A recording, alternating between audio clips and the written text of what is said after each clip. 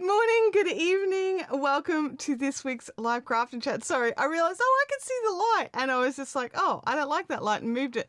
And the reason I could see it is because the timer had ended. Go me. So profesh.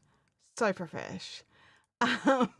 So welcome to this week's live craft and chat. Slow going, getting back in. My desk is not how it's usually set up. Just in like monitors moved and stuff because I was doing some other work yesterday. And just trying to get back into the swing of things, get back up on top of things. And while I was away, I was working on some of the stuff that we've got coming up for our Tunisian project. And I thought it would be a really good opportunity for us to have a little talk about some of the alternatives and choices that we've got in tools. Now, I know a lot of us have already gathered our tools ready to go for the Tunisian project. And I was like this close to just making today day one. And then I thought, you know what? Let's make March our Tunisian month. March will be Tunisian month for us here at Fiberific, where we will run 4 of the live streams doing Tunisian crochet.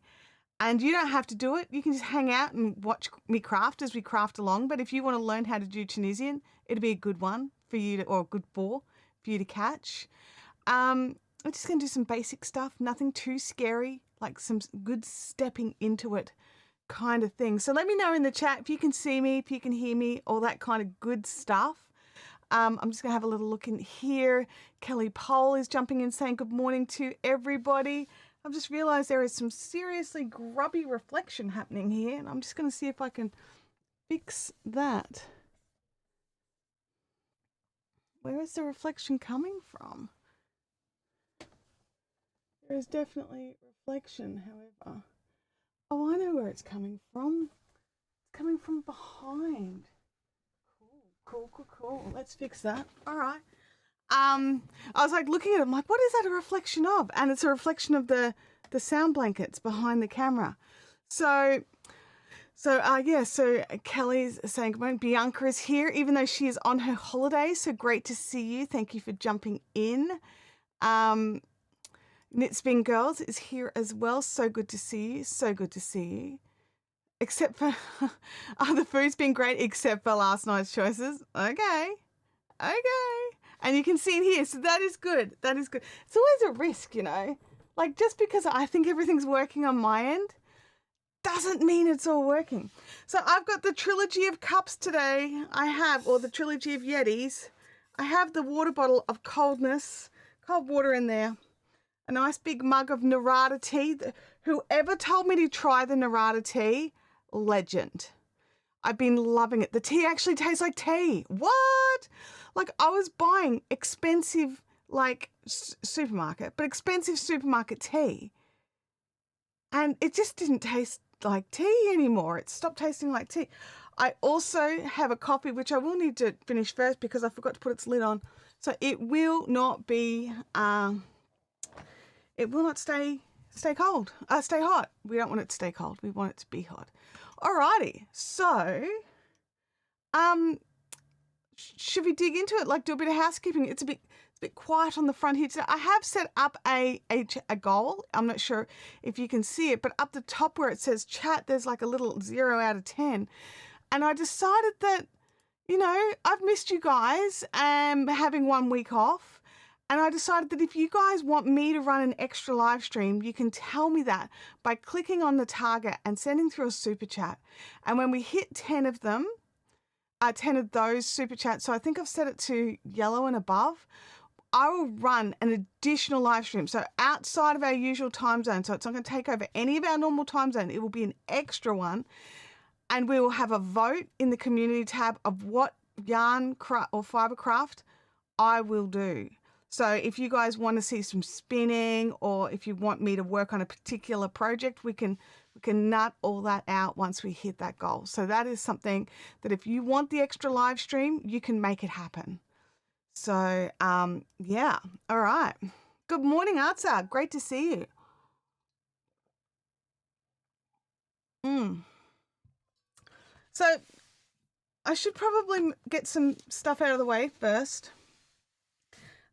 If you don't follow don't follow me on other social medias, you won't know this already. But the day we left for our holiday last Monday, Macy went to the vet just for a checkup. She was feeling a bit poorly. She was throwing up a little. Well, she was throwing up. Well, no, it was a little bit. It was just a little bit, but we thought it was odd because she's not that kind of cat. Like if Tibbles throws up a couple of times, we're like, whatever, he does that all the time.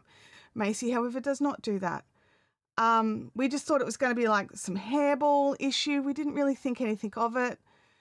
She had to get an ultrasound done, so they had to wait for the actual ultrasound specialist to come in. So Tim and I had left for our holiday by the time Abby got the results back. Unfortunately, there was a solid mass blocking Macy's, her intestines. It was in her stomach, but blocking the entrance to her intestines. They were not sure if it was cancerous or not. And unfortunately, she'd been going through some stuff for a while before we realized it, and had already perforated her stomach and her and was getting sepsis in her system. Sorry if this is a bit deep for everybody first thing in the morning, but I thought if I just get out of the way, we can move on. And unfortunately, it meant that we had to, Abby had to make the awful decision of putting down her not quite 2-year-old kitten. There was an option for surgery. The option was very low chance of success and very $10,000 kind of price tag. And it feels really awful when you have to think about, the levels of success versus the cost. But we had to. Abby's a student and, it's her cat, and we couldn't really step in and make that decision for her, or, we helped her make that decision as well. And the decision was made to let Macy go. And then Macy's second birthday was on the Friday. So it was a really, really tough one. It was a tough start to the week. And but I think Abby's definitely feeling a little better about it this week. As good as you can feel about it, like she knows she made the right decision. That doesn't always make you feel good, knowing that you've made the right decision.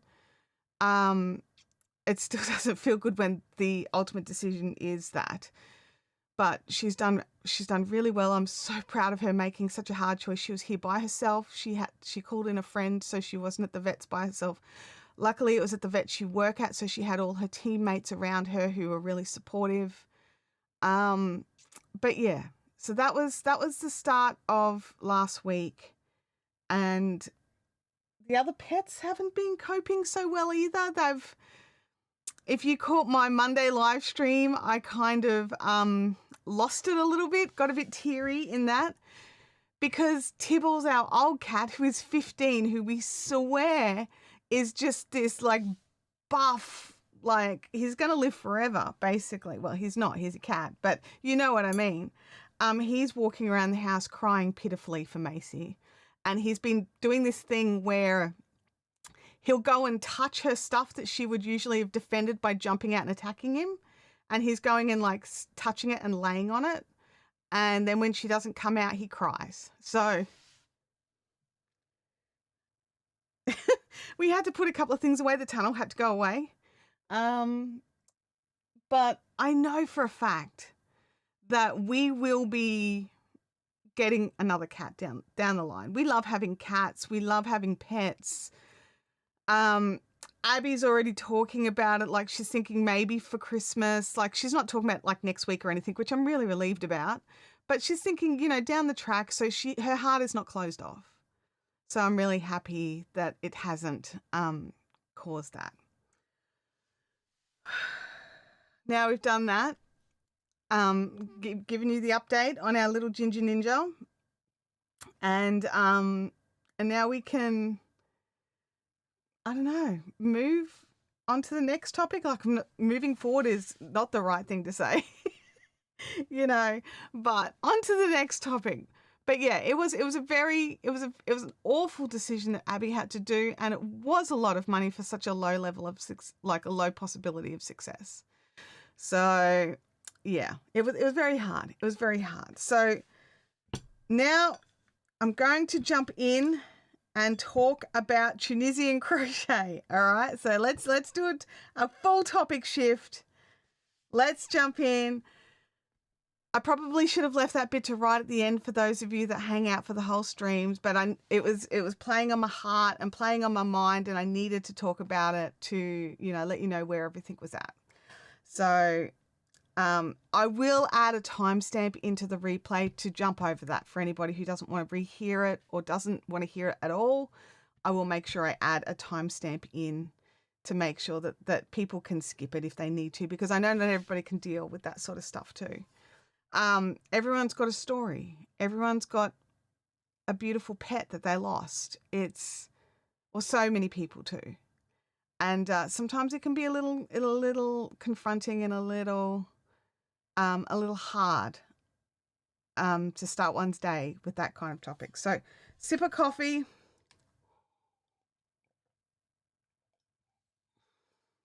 Let's do a refresh. Tunisian crochet.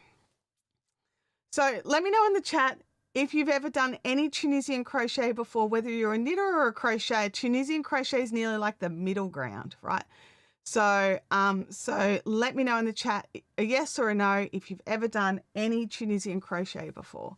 That would be a really, really good. Now, in the meantime, little Louis has joined us. Now, I haven't tested his little spot today, so let me just jump in and find the Louis cam. I might need to do some adjusterating. Louis cam. Why isn't it working? Let's bring that in. There he is. So what we did was, this was Louis's little white bed that Macy stole. She literally stole it. She dragged it away and took it. So Louis has now claimed it back. Well, we claimed it back on Louis's behalf. That's probably more appropriate. That's probably more correct. We've claimed it back on his behalf. It's more comfier for him. He can stretch out a little bit more. All right, let's have a look here. Artsock has not done any. Bianca has done some to learn it, but not actually to make anything. Knitspin Girl says, I've only ever done your Tunisian Entrelac face washer class. Then that's actually a lot of skills right there. That was a pretty deep class for a first Tunisian. Vampire says, I've dabbled in it, but nothing finished yet. Okay, so March is going to be a month of Tunisian here on the live streams. And whether you want to do the Tunisian or not, totally your call. We quite often have craft here that, like, I'll be crocheting and you'll be only a knitter. So we obviously do stuff that not everybody is doing. So the goal will be, we're going to do some simple stitch, some knit stitch, and some honeycomb stitch. I'm going to do the three things, and then at the end we'll do a project that combines all three. Okay, so that is the goal for us over the month of March. Now, whether you decide to do your little samples as little face washer pads, so I made these while I was on my holiday. Whether your little samples of face, like little wipes, or whether you go the full face washer for each sample, totally up to you.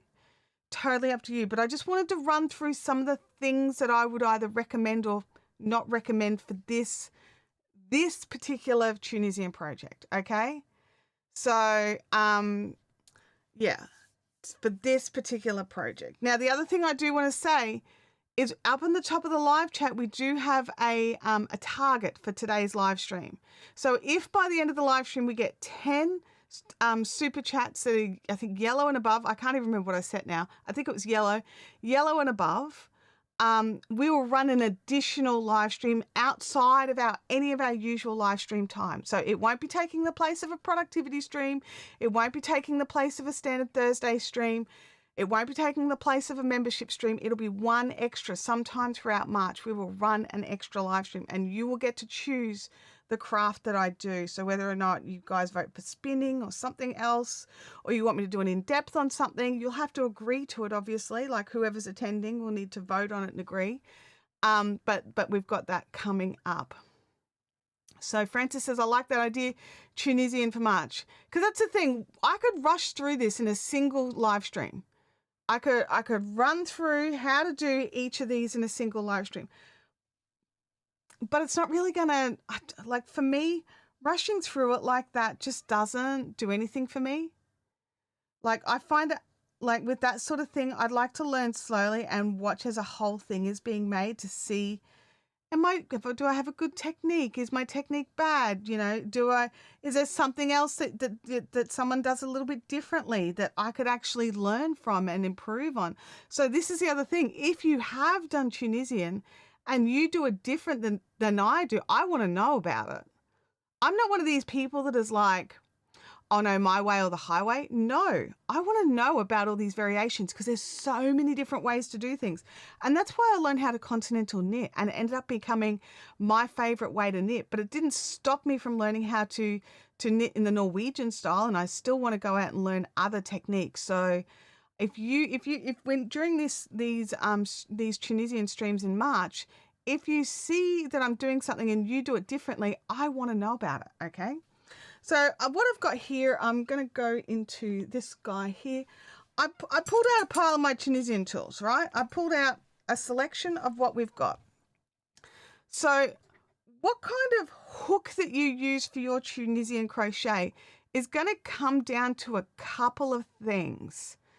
And a big part of it is because with Tunisian, the length of your project is limited by the length of your tool. So if you've only got a hook that's that long with no cable or anything on it, you can only have as many stitches as will fit on that. Think of it like knitting because you do hold every stitch at once.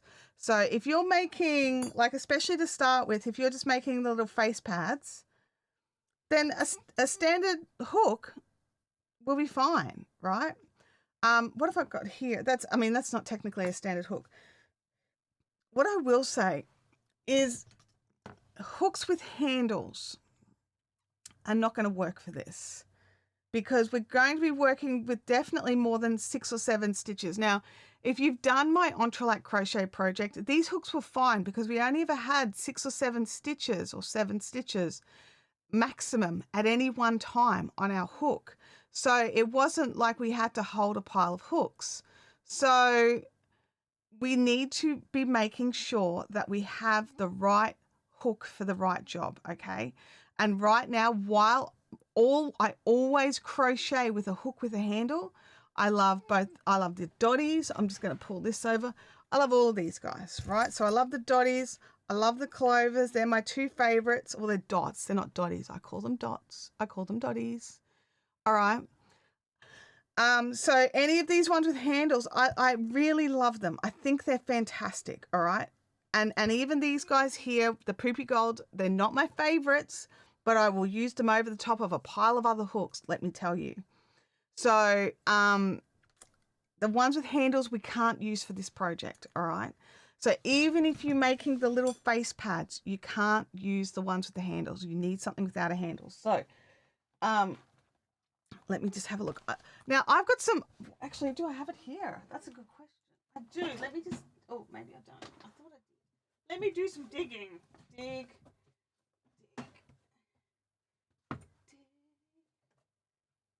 No, it's out in the lounge room. I thought I had it in here. I've got some old school like boy hooks, right? Like just a little pack of just all the boy hooks, no handles. They would be fine for this. If you were doing this, the second you're doing the face washer or a full, like the final project is a face washer and it needs like, you know, a decent amount of stitches. So you can do your learning with your smaller hooks, but you're going to need the longer hook for the final project if you want to do the final project, okay? Now, personally, as I'm running through these with a 2-hour session for each stitch, I will be doing them as a full face washer so that we can see it, because like, especially the honeycomb, like that's nice in a cute little one like that, but it will look so beautiful as a big one, and the texture on it will make an amazing face washer. So like, this is the thing, face washers. That's why I learned, like, let me know in the chat when you're using and learning a new stitch or new technique, like what do you make out of it? Do you go straight in and make a garment, or do you do your sort of test swatch? For me, I do my test in cotton, so I have a face washer out of it. So if at the end of the day, I have nothing else, I hated the project, I hated the yarn I chose, everything, I still have a face washer. So I don't feel like I have nothing. At least I got a face washer out of it. So, so I'll be doing each of these as a face washer. So I threw these together on my holiday and I realized I kind of botched some of them up. So whoops. So yeah, so we've got this. So now, because we are doing face washes, I highly recommend that you get some, well, I'm doing face washes, you don't have to be, but for face washes, Leanne's doing pot holders. So again, for pot holders, you do not want acrylic for this, okay? Or I mean, pot holders, do they work in wool? Possibly, I think they would, but I would go cotton, right? And Leanne's gonna go some 10-ply cotton. Face washers, I want cotton or bamboo or some sort of plant fiber. And so you need that kind of yarn, and your hook size is always going to come down to the yarn you choose. So I would make sure that you've got the hook, like that you've got the yarn sorted and then the hook sorted. So whichever one is the hardest for you to source, get that first, and then get the yarn to go in together. So let's have a look here. Francis says, I got that set from AliExpress plus a couple of the Knit Pro interchangeable hooks. Love the set from AliExpress. I think it's great. I bought it. I don't regret it for a second. I also have some alternatives and some other options, because it's not, you don't need the whole set for this, right? The advantage of having a whole interchangeable set is that if you realize that the hook size you've got is just not doing it for you, you can change it, right? You don't just have to accept that you're going to get cardboard or open an area, like the hook is too big or too small. You don't have to accept it. You can just switch it. That's the advantage of it. The disadvantage is if you hate Tunisian crochet, you've got a whole set of Tunisian crochet hooks that you may or may not want to get rid of, right? So let's have a look at our hooks. So that with Tunisian, it's going to depend on what you're doing. So if you are doing these little washers, a little standalone hook will do a little scrubby like this. No problems at all, right? You don't need a cable on the end. But what I would say is if you're going the full face washer, so I was just having a go here. I needed to make a thumbnail. So I was having a go here with it in the wool. If I have a look here, this is a similar number to the number of stitches that I want to do for my face washers. This is a good size face washer for me. You get to choose. Like, I will tell you if you need odd numbers or even numbers, but aside from that, you will get to choose how many stitches you want. I tend to go around that sort of 30-ish. It gives me about, where's my tape measure? It gives me about a 6-inch, 7-inch face washer. Now with cotton, it's you get a bit more out of the stitches than you do with the wool. Oh, where is the end? There we go. So let me see. In the wool, it's about 7 inches. Yeah. Okay, so we're going to need a cable if you're going to do it. So luckily for me, I've got my hooks all take interchangeable cables, and I can just stick a short cable on. I don't need to stick a long cable on. I'd actually really love it if they just had like a little couple of inch cable that you could pop onto the end. That would be cool, because sometimes you just need a little bit more than the hook. But this is the shortest one that I've got. So I've just got that tossed on there. So this is going to be the big deciding factor is, are you making a full size or are you making a little shorty, just to test it out. So if you are making a full size, you will need either a interchangeable with a cable or a fixed length one like these guys, right? Now, these ones I've had for years. I actually think this was the first one I bought and realized this is just some dodgy internet brand, and realized that for Tunisian, that round end was useless. Okay, so for Tunisian crochet, you want a nice pointy top. So if you have a look at this, this has got a really nice pointy top. It's still super smooth, but it's got a great point to it. And these are the set from AliExpress. Lovely point on the top there. Come on, you can, where's my phone? Let's just go for let's just turn, I haven't got it set up. Let's just give me a second while oops, all the things are on. I want to go close up cam. There we go. Okay. All right, so here we go. This, come on, focus on the point. Too close. There we go. It's got a really nice point on it. Now, this is my catch hooks that I bought. These are custom hooks that you can get here in Australia. Well, it's still, I need something behind here I need to create a barrier, so I shall use a case and a cup of tea. All right. So these hooks have got a really nice point on it. It's smooth, but it's got a great point on it. These dodgy, cheapy ones that I bought off eBay, totally round. Okay, totally round. So really, really frustrating because I thought I was buying the right thing. Turns out I was not. And it's just, it was awful. It was useless for what I wanted to do. So don't get these ones, but you can get beautiful bamboo ones. Actually, Gu do a nice Tunisian bamboo. If I get one out here. See, this bamboo still has a point on the top. It's, come on, focusing.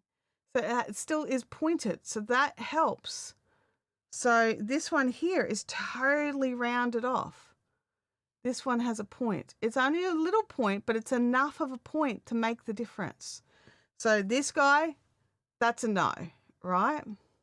This guy's a yes. No, yes. Okay. So then we have like our Tunisian, like Susan Bates Tunisian hooks. I don't like these because I feel that even though they're sold as a Tunisian hook, they're really quite round on the top. They are kind of pointed, but I'm not a fan. And it's one of those things, you're either a Susan Bates fan or you're not a Susan Bates fan. For me personally, I don't like the shape of the hooks. But if you like it, if you're used to it and you can work with it, this will work. It'll do the job. The other issue I have is I don't like these big long hooks. I prefer the shorter hooks with the cable. That's a personal preference. These work just as well. So if you hit a second-hand shop, you might be able to get your hands on something like this.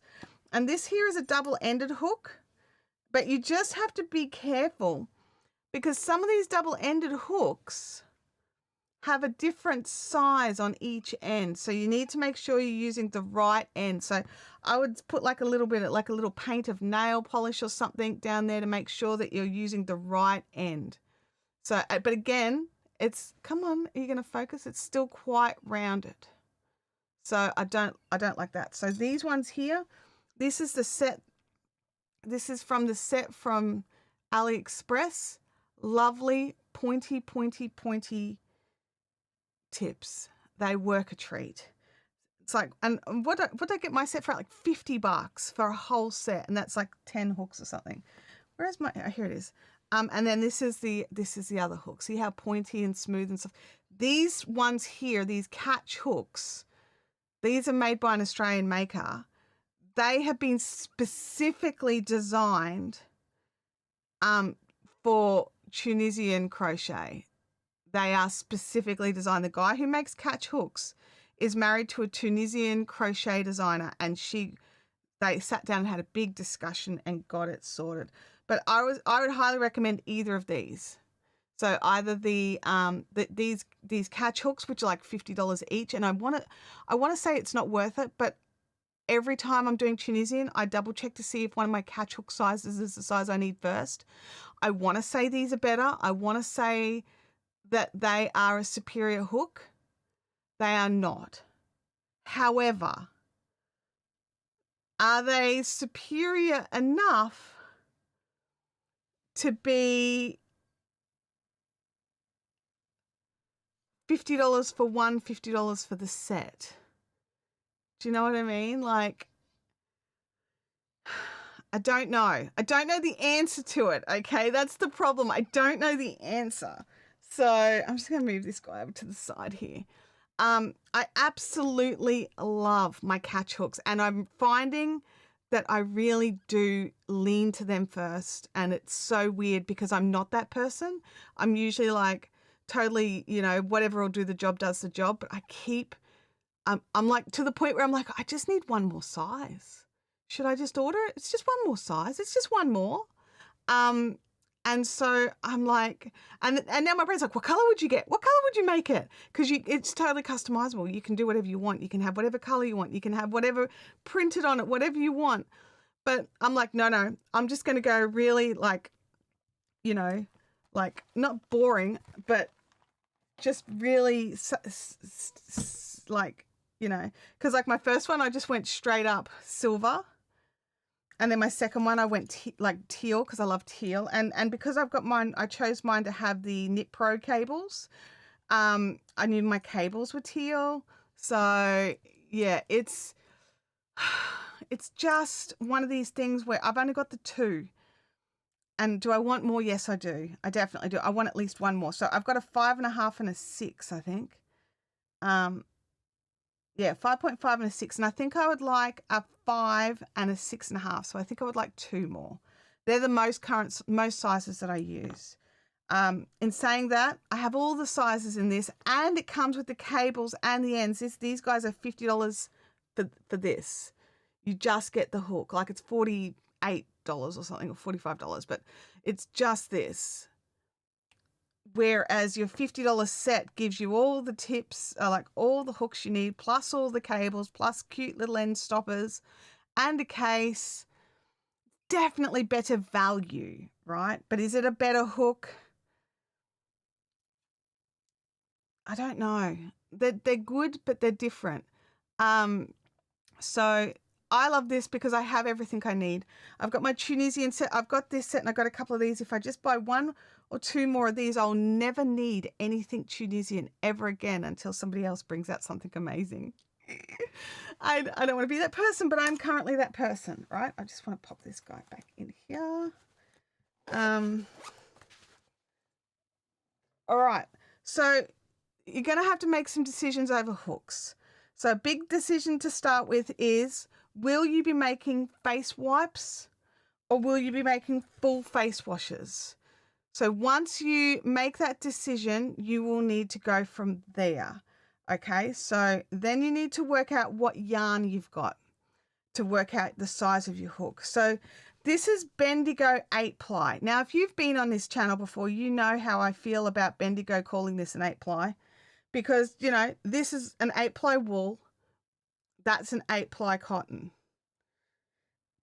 And even up against other 8-ply cottons, it's still thin. I consider it more, it's very lightweight.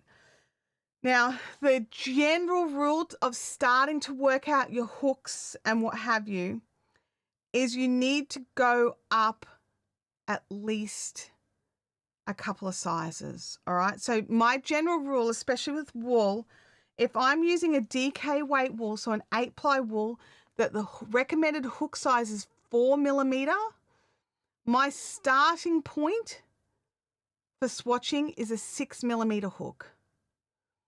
Okay? And that is because I don't want it to be dense, thick cardboard. I want it to be a little bit flowy, a little bit. Now, I accidentally started this one with a 5.5 and I've moved it to the 6 because I realized, oh man, I grabbed the wrong hook, right? So this one has changed part of the way through and I can feel the difference. I don't know if you can see the difference. I changed to it here. But I can definitely feel the difference. So it's going to come down to, do you want something with structure and rigidity, or do you want something flowy and a bit softer?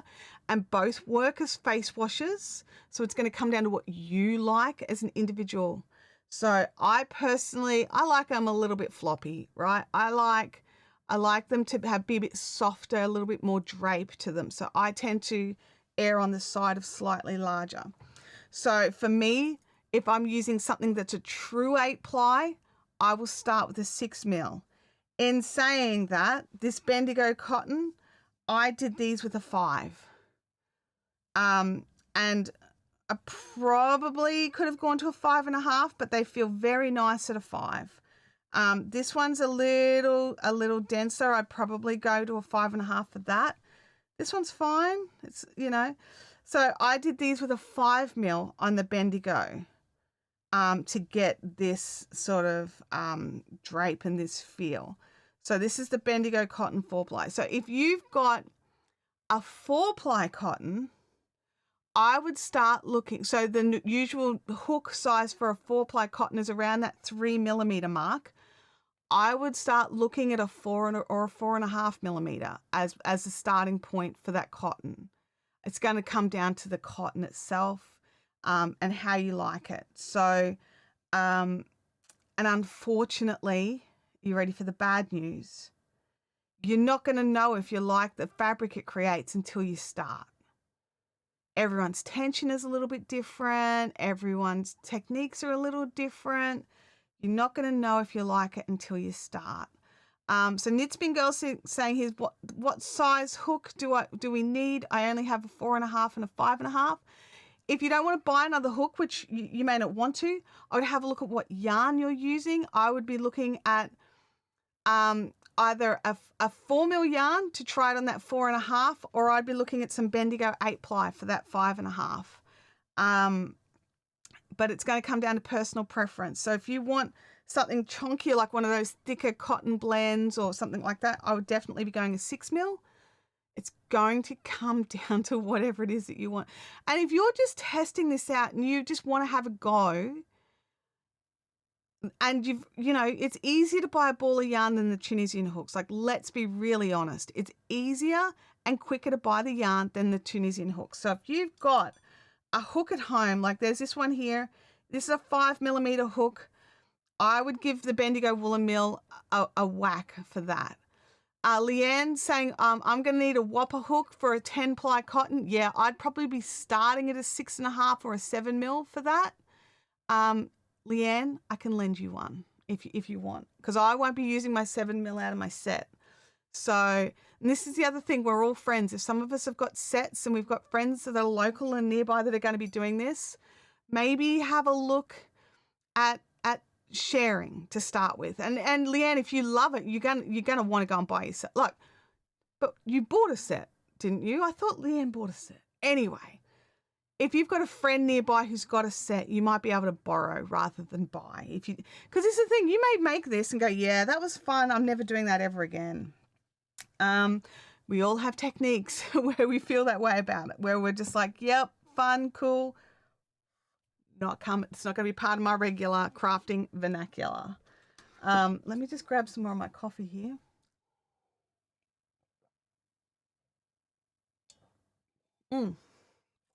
All right. Are there any questions? Let me know in the chat. I'm just thinking, do I have any 10-ply? I don't even think I've got any 10-ply cotton here to test it out for you, Leanne. I know I had some Lion Brand kitchen cotton somewhere. And I've got a ball of peaches and cream somewhere. They're both worsted weight cottons.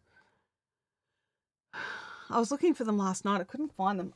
In all my searching around. But what I do have handy is I do have some of this. It's the Cotton Kings 8-4, which is their 4-ply cotton.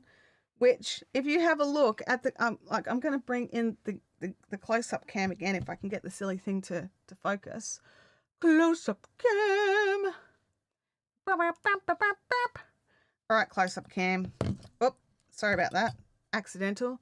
Okay, so that is the Hobie 4-ply cotton. And come here, end of the yarn.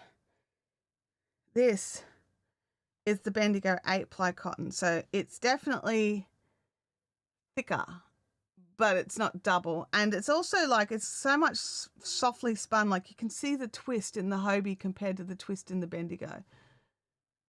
I'm just going to move that out of the way. It's focusing on the wrong things. So the Bendigo cotton is much softly twisted. So they're definitely a difference. So luckily, I was a little dubious. I wasn't sure there was going to be much of a difference. But now that I can see it like this, definitely a difference. But that is still not an 8-ply as far as I'm concerned.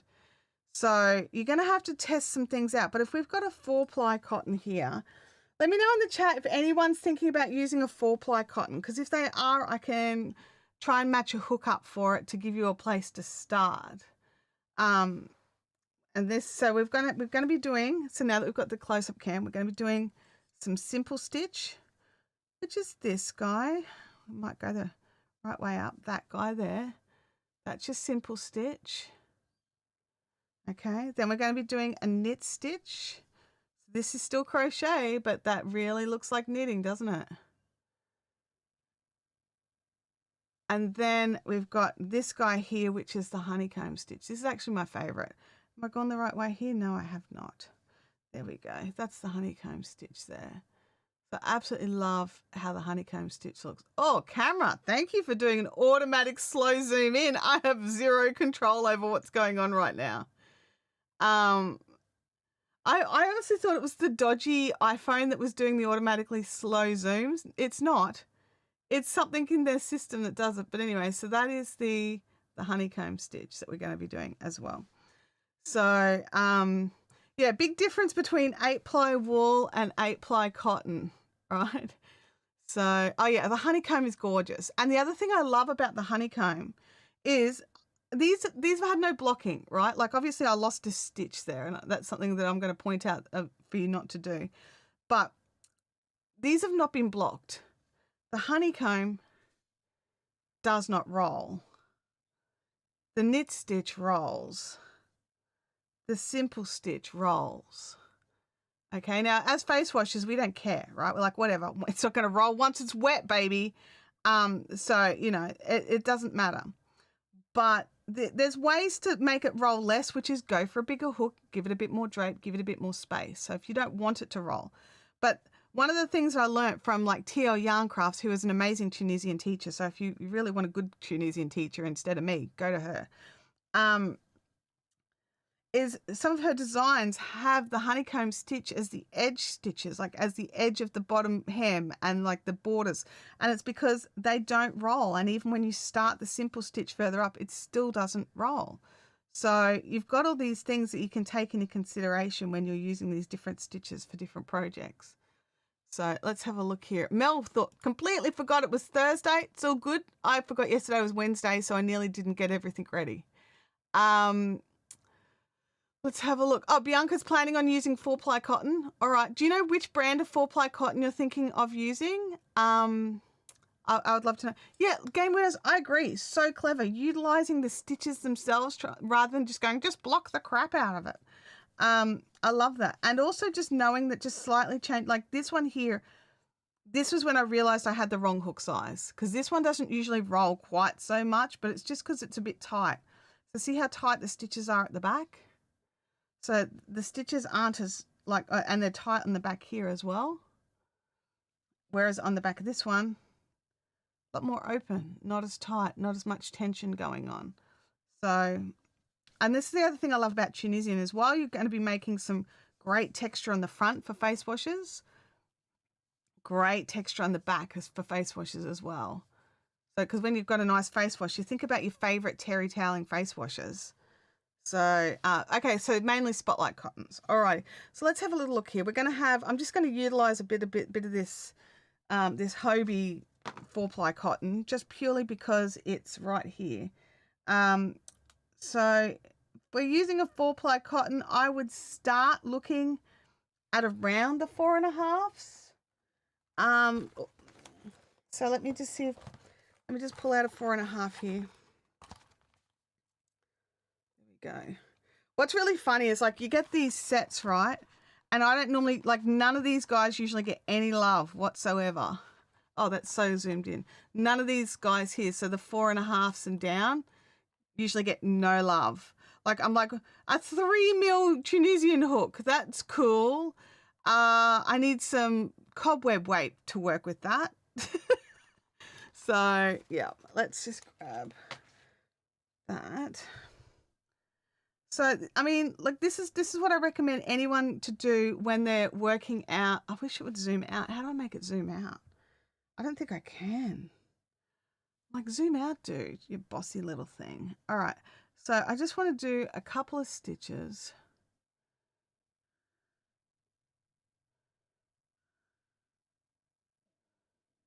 It's going to go with 10, I think, or thereabouts. Now, the other thing to remember is that with Tunisian, you don't need to add on that extra stitch for the chain turn. It doesn't work that way. Now, we'd always work into the back loop here. So if that's something you're not used to doing, that may be something a little bit good to practice over the next week or so. I'm on totally the wrong angle. Look, because I'm just testing this out, I'm actually just going to totally cheat and just pick up the loops off the top, which I don't recommend. It changes the whole look and feel of your project. I always pick up the loops off the back, but because we're just testing out this hook to see if it is the right size hook for some 4-ply yarn, or at least a place to start from. Come hither, little thing. And you just pick up one loop for every stitch. You know how I was saying you've got to be able to hold all the stitches on? It's because you have every stitch on your hook. Yeah, the auto zoom does like the pattern on my desktop. Actually, that's a great idea. Maybe if I can make it boring and less enticing. Like, I'm a boring desk. Will you zoom back out again? I don't know. Such a boring desk now. And so the first is always just a straight run back unless the pattern specifically says. So now this is not a tutorial today, guys. This is just me testing out which hook I would use for a 4-ply cotton. Now, obviously, it's going to depend on your 4-ply cotton. Is it extra twisted? Is it less twisted? How fat actually is it? How does it wash up? There's like anything else. Now, I'm just going to test it in simple stitch, just because simple stitch is the simplest, I reckon. And we just go through and we quickly, like, this is not a tutorial. We will do a proper tutorial for simple stitch later. We're just testing out the tension of the square. Alrighty. And then we'll get an idea very soon. You only need a couple of rows to work out if you're happy with it or not. Oops, I need more yarn. You don't need like a full tension square if you don't want it. You'll get an idea fairly quickly if it's too tight or if it's too loose, so you don't need to give it hours of your time to test it out and see if you're happy. You just have a couple of rows and just go, yeah, nah. Oh, sorry. Thanks, guys. What I might do is just go back to our usual view. It's not as close up, but it doesn't matter because we're not actually doing a tutorial. But once I get to some fabric for you to look at, I'll bring it back in. So, yeah. I've got to learn how to control that camera a little bit better. There's probably something within the software that I'm using that could do something with that. Because I don't actually have any control over it at all. It just does whatever it wants. But I'm sure there is a way to control it. I just haven't learned it because it's a new phone. And I thought all the issues that I was having with it was because of the old phone. Turns out, user error, boom, done. User error is such a thing. Now, I'm also not keeping an eye on making sure I'm keeping the right number of stitches because I actually don't care that much. Right now, we're just doing a test swatch. Alrighty. I'm actually thinking this is looking pretty good. It will depend on how loose you like yours. And how soft you like. I'll tell you right now, I think I would like a whole garment made out of Tunisian and this cotton. Like, I'm not kidding. It feels amazing. Look, I actually think it's probably a dash big. It's a little bit open. Let me just... So what have we got here? We've got the 4-ply cotton and a 4.5mm hook. So this is it's probably just a dash. It's just, I probably would go a 4 mil personally. It's just a little dash on the 2 open sides. So let's see if we can get the camera to do what we want it to do. Sue Singleton, great to see you. So let's try the close-up cam.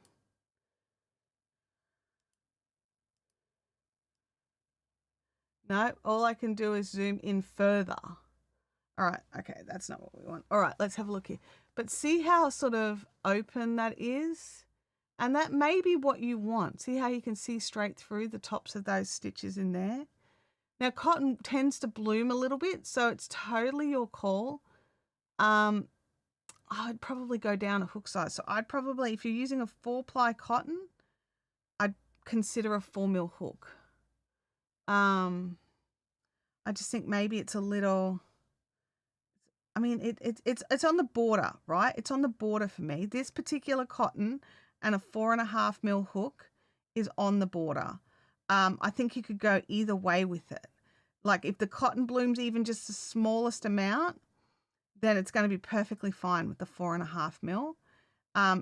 If it shrinks down a little bit, however, which some cottons do, it might just make it even more so. But in saying that, it's a face washer. It doesn't actually matter. There's a lot of really open, light, soft weave face washers that just do a phenomenal job. So it won't change your learning experience. It'll just change your bathing experience. So it's your call. Yeah,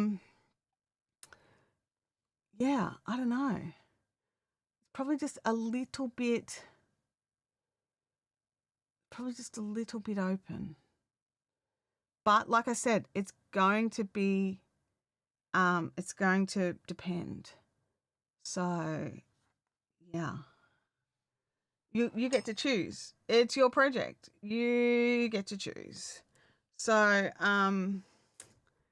yeah, Vampire says that she usually goes the 1 millimeter bigger than the yarns recommend. I tend to go 2 millimeters, at least with standard 8-ply. Anyway, I found that the 5 mils with like this is an 8-ply yarn. Is this a prime example? This is an 8-ply wool. The ball recommends a 4 mil. This is a 6 mil hook, and this is the fabric I'm getting in, and it's dense. So it's going to depend. So that one's a 2 millimeter jump. I would start with at least a 1 millimeter jump, but it will depend, and you're going to have to test it out and see what you think. But this, I mean, I'm like, I actually really like it. I actually think I would use a 4.5 for it and hope it blooms a little. It feels amazing. I mean, this cotton feels amazing. I was actually just rewatching the Hobie yarn haul, hoping it would tell me what I'd planned to use all my Hobie yarns for. Nothing specific, FYI. But I remember, like, in the video, I kept rubbing this and touching it because it felt so nice. And now I'm like, oh yeah, that's right, it does. It feels amazing. So yeah, this will make a phenomenal face washer. I'm like, maybe I should do 4 mils. I'm not going to do 4 mils. I'm going to be using my Bendigo 8-ply for this, because there's enough of this cotton to make a garment, and I want to save that. So rewind it back on. So it was very open. So it's going to depend on what you want out of it at the end of the day. When it comes to washers, I do like this one here. I find that that's just that bit closer. I probably would go up a half a hook size on that one. You know, I would probably go up to the 5.5 mil in future for the Bendigo cotton. But I just grabbed the 5 mil. I don't know why I thought the 5 mil was a good idea. Don't know. It's definitely too tight here, in my opinion. But again, it's going to come down to what it is you want. Like, we all have our own idea of what is good tension and what is not good tension. Molly, I saw that, and I'm trying so hard not to look. Like, la, la, la, la, not looking, not looking, not looking.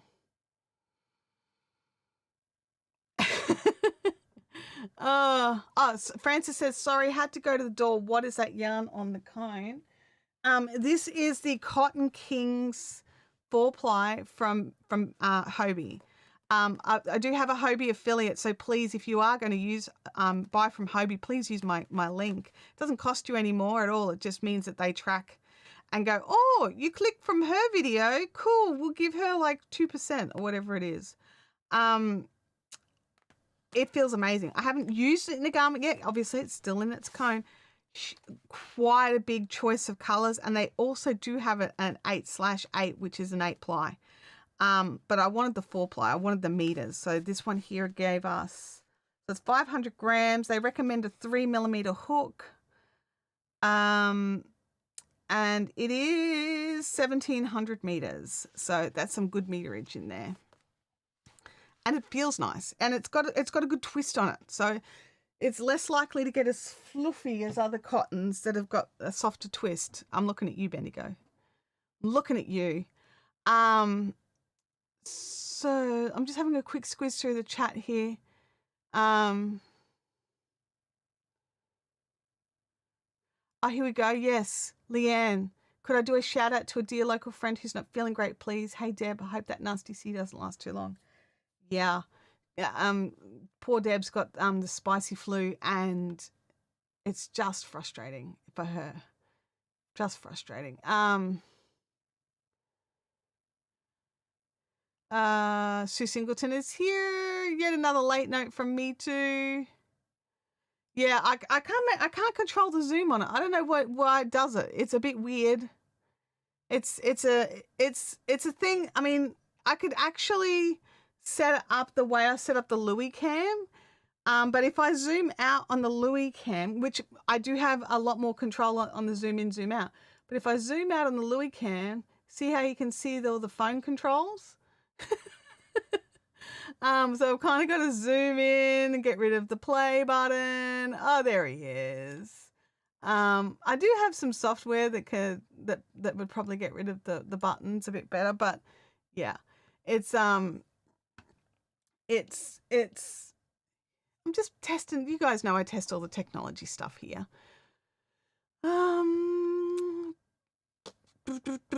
Yeah, don't look, it's awful. Here is 30 cents for your commission. Yeah, it's a bit like that, isn't it? But I did see Hobie sent an email out. They've got some, was it Hobie? No, Knit Picks have got a sale on blue yarns this time around. They had pink yarns for oh, that's finished. They had pink yarns for Valentine's Day, and now they're doing a sale on their blue yarns for Rando Reason of Rando. Does anybody else think it's weird that they have sales on particular colors of yarn? Like I kind of get Valentine's Day, but do you know what I mean? Is it weird? My daughter has it too, trying not to be in the same room as her. Fans on, all doors and windows open. Yeah, you got to get that fresh air in. Get that fresh air. Leanne, thank you for dropping my Hobie affiliate link.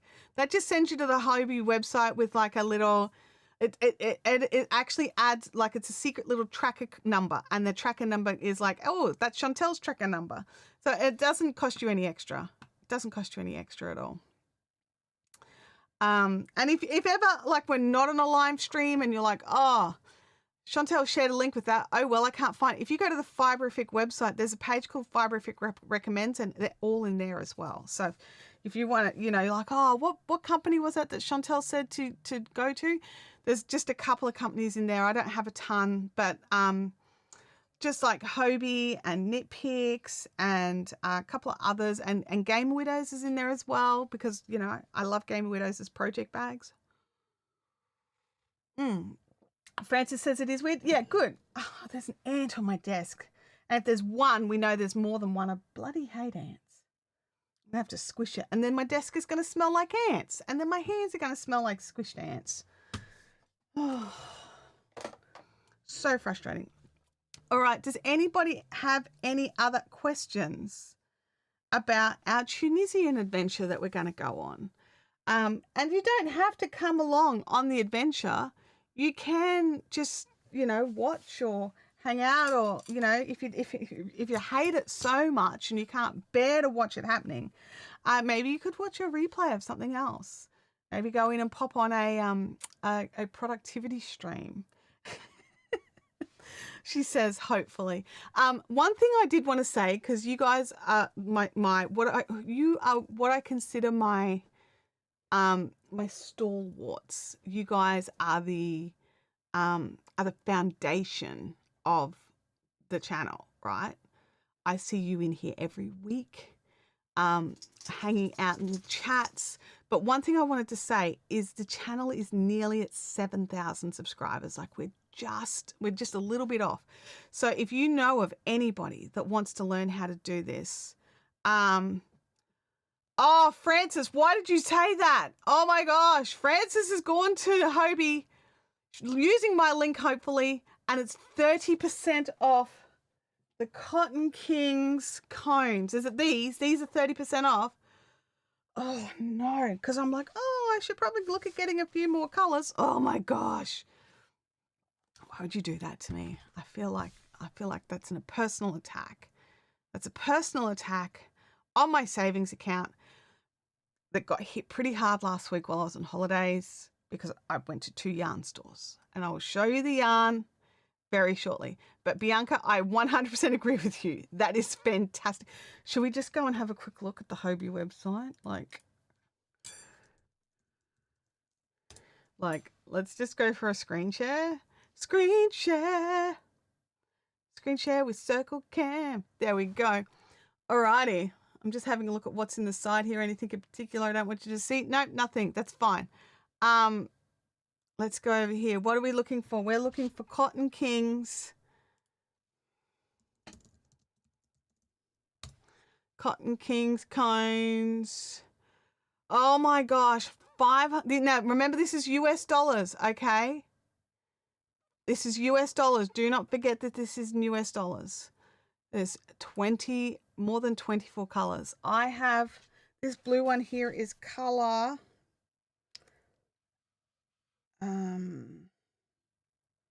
15. So it's this one. Greek blue is what I have. Oh gosh, this is, I know, I'm sorry, Francis, you're right, I did start it. But like, look at these purples and pinks. Look at this teal blue. I want that, and I want this, and that gray over there, the dolphin gray. I like the look of that. Oh no, this could be very bad. This could be very, very bad. Look, I'm just gonna put this grape color. I'm just gonna add. Oh, it's up to 30% off. Oh no, it is. It saves 30%. Okay. Saves $7.39 off each one. Add that to the cart. Thanks very much. What other colors should we look at here? Got the purple. We already have the Greek blue. I'm thinking the teal. Now we've got to remember these are US dollars, everybody. So we're like, oh, that's such a great price. It's still like 25 bucks, 25 Australian bucks. Add can't. Oh no. And is 500 grams enough? Should I get a kilo of each colors? Like, I don't know. I'll have to decide that later. In the meantime, I'm just grabbing a few colors so that I can go, these are the colors that caught my attention. Dolphin gray. Or do I want the pigeon gray? Which one's cuter? That's dolphin.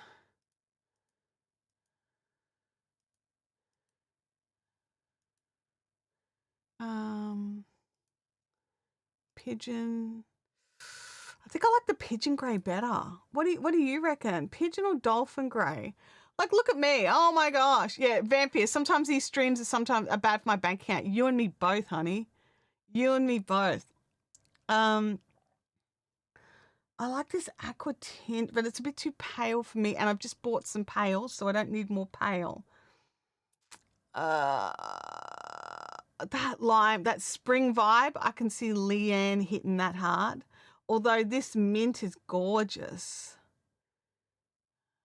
that grape, the teal. I don't know which of these greys I like better.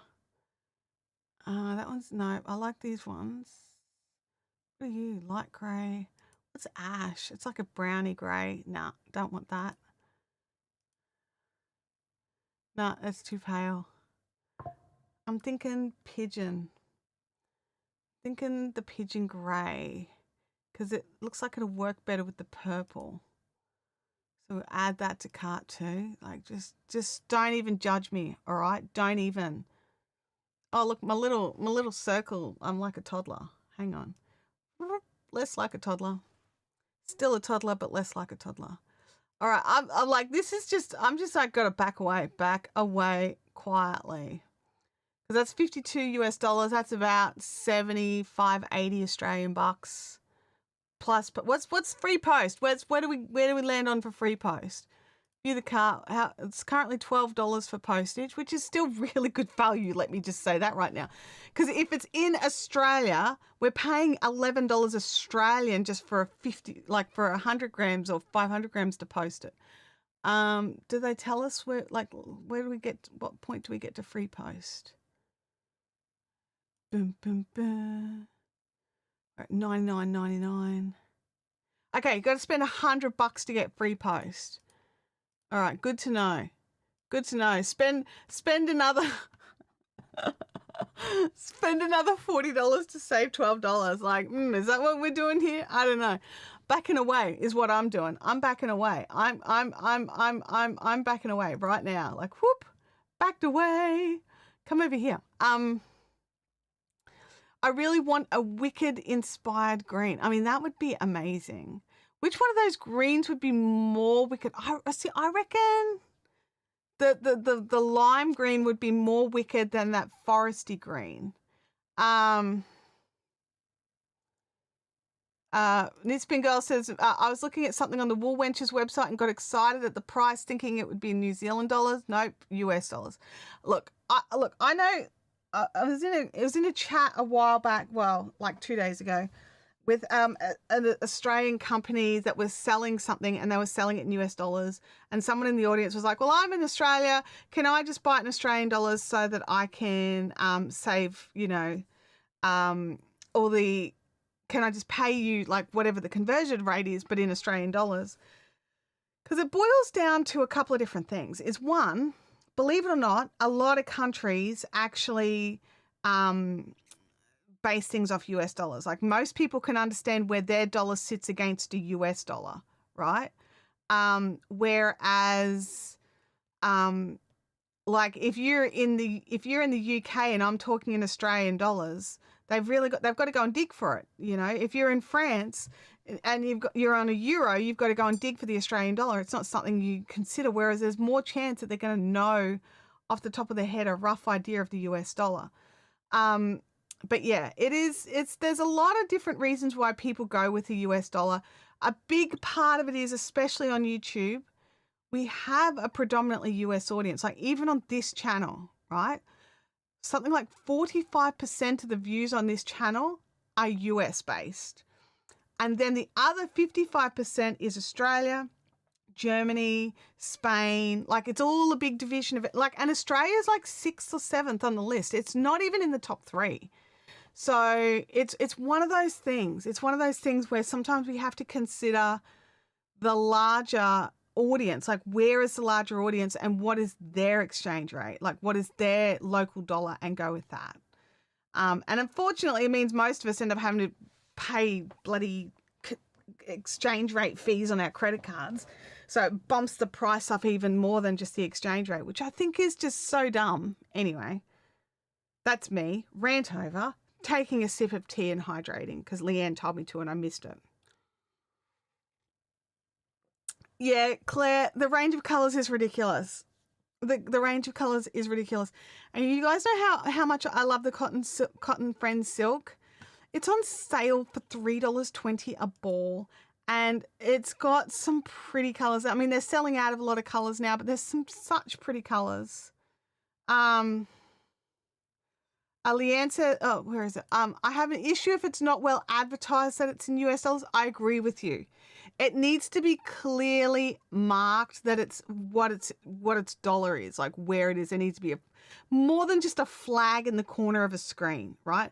Now, one thing I'll say about Hobie is all their stuff all over their website just has a dollar, and it's not until you get to the checkout and you go view cart, and then in little tiny writing just above to go to checkout, it says all our prices are in US dollars.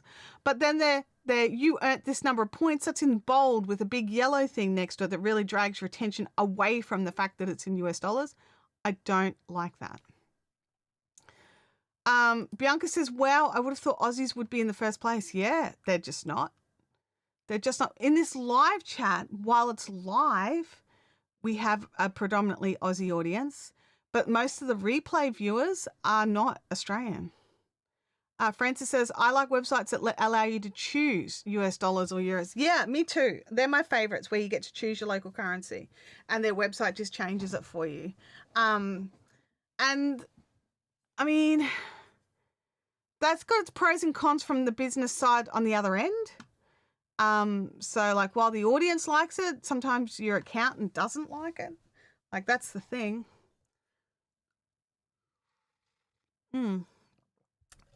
But anyway, I was like not going to buy more yarn. Do you guys want to see my yarn haul from my holiday? Like just out of curiosity, I do have it handy. It's not a huge haul. I was very restrained. But let me know in the chat if you want to see my yarn haul. And I will just make some space here. Move the things. Poor Abby is currently like getting over like a bit of a cold. And she's so annoyed because for some reason in her brain, she thought that once she had her tonsils out, she wasn't going to get sick anymore. Because like she's had tonsillitis like a ridiculous number of times. And then she went and got sick and she was like, this feels literally like tonsillitis, except not quite as bad. It's like, yeah, because what happens is you get sick and then the tonsils get infected. So, yeah. Yeah, I agree. They should put it next to the price. Absolutely. Of course, we want to show us the pretty yarns. What do you say, Louis? Louis says, don't even talk to me. I'm sleeping. All right. I put it all in one bag. It's all in one bag. So, my first stop was Say Little Hen up at Noosa.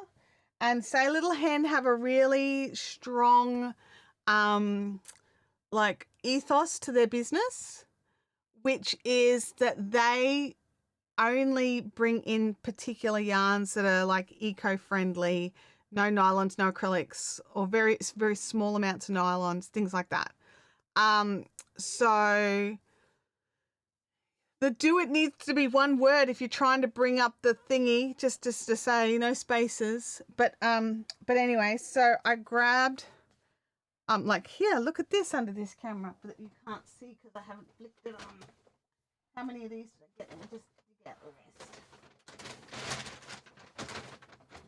Alrighty. You saw it. Okay. Let us go to the 2 camera frame. So I got some of the BC Garn soft silk, and this is very soft. This is lovely. It's so nice. So I've grabbed 4 of these. They are sort of, it's like I'd say it's nearly like a Bendigo 8-ply, but it's like a bit thinner, maybe a 4-ply. I'm going to go with 4-ply. They recommend a 3 to 4 mil knitting needle. It depends. It's going to depend on what you're making. How many meters? She told me how many meters was in it. 350 meters, 100 grams. And so I have the 4 of them. So there is enough for a top. A beautiful soft silk green top. It's pure silk. Super soft. It's all the short fibers. So it will, I do think it will pill a little, but it still has like a sheen to it. Yeah, Yeah, Artsec says no one here interested in the yarn. We're all here for Louis Cam. Let me just fix up that shot on Louis Cam then. There we go. Just zoom him in. Zoom him in a little. Louis, are you all down one end of your little bed, dude? So we got the beautiful soft silk. There was a limited range of colors, and I decided I didn't want blue because I had blue of something else in my hands already. And obviously I do get quite a lot of blue. I like blue a lot, and I like to wear blue. She says wear gray again.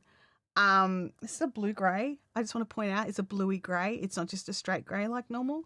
So so I got this, which is beautiful. It's very special. I don't know what I'm going to make with it, but I have enough meters, and that was my big thing. I have enough meters of it to do something with, because I was just holding one, and I was like, oh, I could make a little shawlette or something, and I'm like, don't be ridiculous, Chantel. This is why your stash is in the condition that it's in. You've got single skeins of a million things. None of them go together, and therefore you need to buy yarn every time you want to make something. So buy enough to make something, you lunatic. So that's what I did. I had a hard talk to myself. My husband overheard the talk. His concern was who was paying for it. So we're going to, it's like me. So we'll be making something, and I'll be sharing the journey. I don't know about a ranunculus. Like, I like the ranunculus. I just don't like how the arms on it fit. Like, it's so square and boxy, and I'm already big and I don't need the extra boxy. But I'm thinking something like that, but with a little more shape. But there's plenty enough. Like, I've got 1,400 meters. So I have plenty enough to do something. The other option I was thinking was like a sleeveless but like tunic that's a little longer. I've got a couple of patterns on Ravelry tagged that I think could look beautiful in this. And it would feel amazing, honestly. It would feel so amazing. So I'm thinking maybe a sleeveless tunic with this. I'm being less afraid to put my giant arms out into the world, because like they're giant whether they're in their little sleeves or not. Like, let's be honest. And this would mean I get a really nice top. But I will decide there is enough to make something less long and flowy and have sleeves. Or, I mean, it's 1,400 meters. I probably could nearly have both. Like, I'll have to look at some patterns. So that's that. Then the other thing that I picked up was some cottonwood from Fibra Natura. I picked up 10 balls, so I got the whole box, which is pretty cool. I like having the box. And this is just this beautiful blue. It's like it's a sky blue. Like, if you put the two blues together, they look similar here in real life, and not even close. Where's my phone? We'll take a photo. Phone. Disconnect from the thing. I want to take a photo. Stop bipping at me. I just want to take a photo. Camera. There we go. And I'll pop that somewhere so you can see the difference between the two. There we go. So take the photo now while I remember. But it's gorgeous. So this is color 41111, and it's 100% organic cotton. It feels amazing. It's 50 grams, 105 meters. And I have the 10 balls, so I've got 1,000 meters. And it feels amazing. And it's like this. They're just so amazing. This is slightly thicker than this one. I think this is technically classed as DK. What knitting needle size do you recommend? In the tiniest writing possible, they're recommending a 4.5 millimeter needle. So I would probably say a 4mm hook on this. But yes, it's very, very gorgeous. So this would be another top. That's another top, because I only bought garment quantities of yarn on my holidays, which is why I only bought 3 things. It only counts as 3. Because it's this project, and then another project. So this is one thing, not 10, 1. Also, 1, not 4. It's going to be one project. Okay. Then the other thing that I bought, which I recoiled at, let me be super honest. I touched it and pulled my hand back so fast.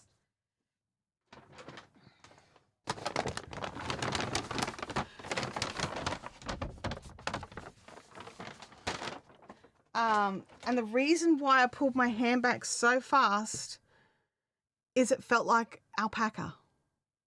It's soft. It's got a slight halo on it. You can't see it because it's so blown out. Soft lino. It is 80% linen, 20% Pima cotton, and it's the Pima cotton that's all super soft. It's a chainette construction, which if you know me, you know I'm obsessed with chainette. This stuff was so expensive for me, right? Especially considering, you know, to even make a sleeveless garment, I needed 7 balls, right? Because it was like $15 a ball, which feels expensive to me. Look, I know it's not the case for everybody. For me, that feels pricey. But the colors were divine and it was just so gorgeous and it feels amazing. Like to the point where I'm like, I think this is going to be the one I make first. Because I want it. This is a 50 grams, 135 meters. They recommend a 3 to 3.5 millimeter needles. It's because it's chainette, it looks chunkier than it is. But I was on holidays. I allow myself some extra splurges when I'm on holidays, and I did only buy 3 things. I'm sticking with it, but I did get 7. So this one will have to be sleeveless if I'm going to make a top out of it, because there's just not enough yarn to have both sleeves. And I mean, I could probably do some little cap flutter or something, which I'm not a big fan of, the little flutters, but if there's like a ball left over after the rest of it, I would be tempted to add just a little cap flutter. But yeah, this was it. So I bought this soft green in the silk. I bought this sort of light teal in the cotton linen blend. And then I bought the bright blue in the pure cotton. So I think I've done very, very well. But the catch is I actually need to start making some of these garments. Goodness me. Because I realized that I've got all of that Hobie order that I ordered. All of that is still here. I haven't touched it because I definitely want it. What's that? What's what? Sorry. What's what? It's called Soft Lino from Elaine's du Nord. I got this one from, after we went to Say Little Hen, we went up to Studio Yarn at Koran. Beautiful store. If you get that far up, go. You have to go. They're limited opening hours, so double check. But you know, go. It's worth the trip. Like, trust me. Absolutely worth the trip. And the store, it's just so home. Oh no, the flutter thing that you're talking about is, you know how, like, especially on like singlets and sleeves, they have like this little like half circle that's a little bit fluttery that they just stitch over the shoulder, so you just have like a little wavy flutter. I don't know what it's called, but it's like a little fake caplet. It doesn't go all the way around. It just sort of sits on the top half of your arm. They put it in a lot of fat girls' clothes. Like, here's a sleeve. You don't get any more fabric because you're fat. But sometimes it looks cute if it's done right. If it's done right, it looks cute. Quite often it's not done right though, so it just sits there looking like a on your arm. So I tend not to do them or buy anything with them on them. There's probably a proper name for them. If you know it, tell me. I don't know it. But it's a little bit of fluttery, like, that they stitch onto the sleeves to say it's a sleeve top rather than a singlet. They try to sell it to you as like it's a top rather than a singlet because it's got this little like, because you're like, oh, I want a top, but it's got sleeves and blah, blah, blah. And they're like, oh, we've got this. I'm like, no, I want a top with sleeves. And they're like, this is a sleeve. I was like, no, it's not a sleeve. It's a little obviously I'm really impressed. But yes, so that was my haul. That's all I bought. I just bought the 3 things. I'm not going to tell you how much they cost. You can just know it was a little eye-watering. It was a little eye-watering.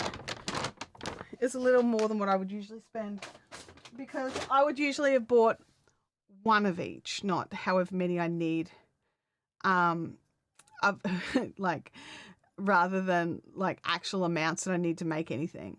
So I'm like, I'm not doing that anymore. If I can't get the number I want, I'm not buying it, because I'm so tired of having stuff in my stash that is not enough to make anything with. Let me know in the stash, like in the stash. Let me know in the chat. When you go on holidays and things like that, do you buy yarn and do you buy token amounts, or do you buy enough to do something with? Because I really would, I don't know, like if I've done the right thing here, but that's what I've done. And I just need, I need some help. Knit Spin Girl says, I've only ever heard of them as flutter sleeves. Yeah, that's all I've heard of them, but I don't know. Leanne says a capped shoulder. See, I always thought of like an actual capped shoulder was like a little cap that actually sits and there's another band around it. So I don't know. Sarah says, I'm really trying to work up the yarn I already have, as I have a lot of it. Look, I do have a lot of yarn. I probably shouldn't have bought any yarn on my holiday, but I'm on a holiday and I went past 2 independent yarn stores. And if you realize that there's actually no independent yarn stores within, like, I think my nearest currently open independent yarn store is the Yarn Bowl. I think that's my nearest. Like, let me know if I'm wrong. And like, I love that, but it's on the north side. I don't go to the north side for anything. Like, I have to be going for something else. I'm not just going to go to the Yarn Bowl. I don't go north side. Bianca says, I always buy enough to make a top. That is awesome. Leanne says, we can mind our own business on the price. You can always just go and check their website. Some of them, like, honestly, I can't remember how much they were individually per ball. Sarah says, when I buy yarn, I buy for a specific project or something I won't be able to get anywhere else. I'm blessed to have many local yarn stops near me. Toronto is amazing for the yarn scene. Oh my gosh. Really? Oh, I am living in the wrong place for yarn. I'm living in the wrong place. It is just so far to get yarn. Now, did you guys hear that there is another little yarn store opening up in Beenleigh? Now, before we get too excited, she only stocks the thick yarn. I don't use that for anything, like just about ever. So I'm not going to be a customer, but I can absolutely be a supporter. And if you need like yarn for making plushies or thick things, like think burnout blanket is kind of like the stuff to chenilles and things like that. She's going to be in Beenleigh. So you can 100% go and check her out. But I don't make anything like that, so it's not really my jam. But I know a lot of you do, so like go and check her out. Cozy Yarn Cloud, is that what it's called? I cannot remember. I'm such the worst person. But I did share a story, I think yesterday on my stories. I struggled really hard with it on my stupid iPhone. Nothing is where I'm used to it being. This Spin Girl says, I think my closest local yarn store is around an hour's drive away. Yeah. Sarah says, come visit. There are 2 yarn festivals in March, one in Toronto proper and one is in Hamilton. Oh my gosh, I'll be so tempted. I would be so tempted. If I ever make it to Canada, if I ever make it to Toronto way, I will tell you, Sarah. You can even walk to your local yarn store. Oh my gosh. Wow. Yeah, no, in Queensland specifically, and I know that it's also other states as well. We have a lot of big box store. Well, even then we don't have that many. We have Spotlight, really, which is crap. And even then they really only stock proper yarn throughout the colder months. They assume we stop crafting in winter. In summer. Weirdos. Just turn your air conditioning on. Oh, yeah. So you have Michael's and some Walmart. So, yeah, Michael's, Walmart's and Joann's. That's kind of like what our not Walmart's, but Michael's and Joann's is kind of like our spotlight. And it's not just craft, it's craft and homeware. So, like sheets and beddings and curtains and all that other stuff as well. But, yeah, like the local yarn stores that I'm aware of around me is Yarn Bowl at Banyo, the Craft Cottage out Ipswich Way,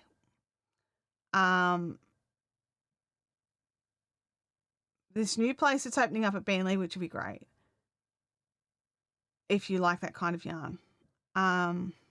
Am I missing anything? Like an actual, like there's plenty of online options. I'm not talking about online. I'm talking about where I can walk in and pat the yarn and just shop. I think there's actually more around the Sunshine Coast than there are around Brisbane. Yeah, the Machine Knitters Guild has an annual yarn sale at the end of March, just around the corner. Well, that's nice. Arctic says, what I really need here is a good local yarn store right next door to my local hobby store. Wouldn't that be amazing? Like, wouldn't that be cool? I reckon they should totally do that. That would be amazing. Sarah says, I don't know how horrible the shipping would be, but if you want a super workhorse Canadian yarn, I absolutely adore Briggs & Little. I've never heard of Briggs & Little. I'll have to look it up. And you can order it right from the mill. That's so good. Well, see, and that's the thing. Like with the Bendigo woolen mills, that's come here. That's an Australian mill down in Victoria. And we can order directly from the mill from them in 200-gram balls. So it's really good. It's really good. Oh, Cozy Couch at Redcliffe. Thank you, Leanne. Yeah, we just don't get a lot of yarn stores in Australia. It's really disappointing. Like where we can walk in and just sort of buy stuff. And look, I've seen people try and fail and have to go back to online. Because look, I looked into having a yarn store when Fibrific was going, like with more physical stock. And it was just the sheer cost of premises, let alone insurances and everything else. The sheer cost of renting premises with no like financial backer behind you. It was just really, and like to be able to be open long enough hours. So I wouldn't be able to do all, like at that time I had Abby at school and I had to do school runs. So I was only going to be able to be open between school hours, which I think doesn't work because most people who can afford to buy yarn work. So you need after hours, like you need to be open at least late night, Thursdays and on Saturdays. Sarah says, yeah, I've talked to a couple of owners and the renting here is easily the biggest expense. Oh, absolutely. The stock is not hard if you've got somewhere to put it. It's a historic mill, the oldest operating mill in North America, plus they all use all Canadian wool, which is nice, and shipping isn't horrible domestically. Yeah, I agree with you. I agree. Yeah, Brisbane, like Australian rents are brutal as well. Yeah. Leanne says, I think Queensland is very short on shops, stores, festivals, and markets. I would agree. That statement, I would agree with that. We had a really nice yarn store here in Lismore for a couple of years. Sadly, it didn't last. Did it go in the floods or did it go before the floods? Because I know a lot of businesses haven't come back after the floods. Lismore basically is an inland country town in northern New South Wales, and it had flooding beyond anything you can imagine. There were second stories of buildings that were being flooded up to their ceilings. Like entire places that were built that were built up on stilts to be above the floodwater levels still had water come through them. I don't know the meters. Knitspin girls might know the meters that it went up, but it was horrific. And so many businesses were completely wiped out and were underinsured. And even if they were insured, trying to get someone to come in and fix it up to get reopened again. So they left before the flood, but we had a Linkcraft here before the flood, but they never reopened. Yeah. Oh, so do you still have a spotlight down there, or is that gone now as well? Yeah, multiple floods in consecutive years. Absolutely.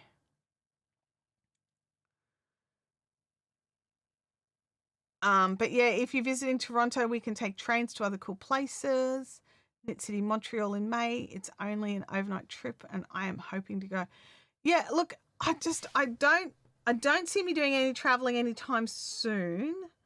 I would love to be wrong. I would love to just be like, I'm coming. Sarah, prepare the yarn crawl.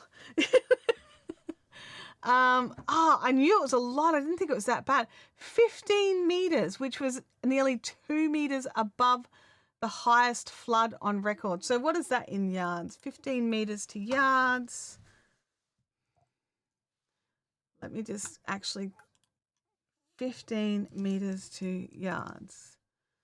So 15 meters. So it was 16 and a half yards above the ground, like into the sky. Like, that is just insane. Look, Game Widows, I'm seriously contemplating what I can do about that. And just come down for the weekend. I don't know. I'm seriously considering it though. I haven't been in so long and I need to go. Yeah, Sarah, that's pretty much everybody's response. It was absolutely devastating. My sister-in-law runs a pub in Lismore, and it's this old beautiful building, and it was devastated, and it took a long time for him to come back. Yeah, Toronto would be quite the trip for you, but if you ever do, I'd be happy to have you, and absolutely we'd do a yarn crawl. Absolutely we would. We might have to ship a box home, or I would have to bring a secret sneaky suitcase. Also,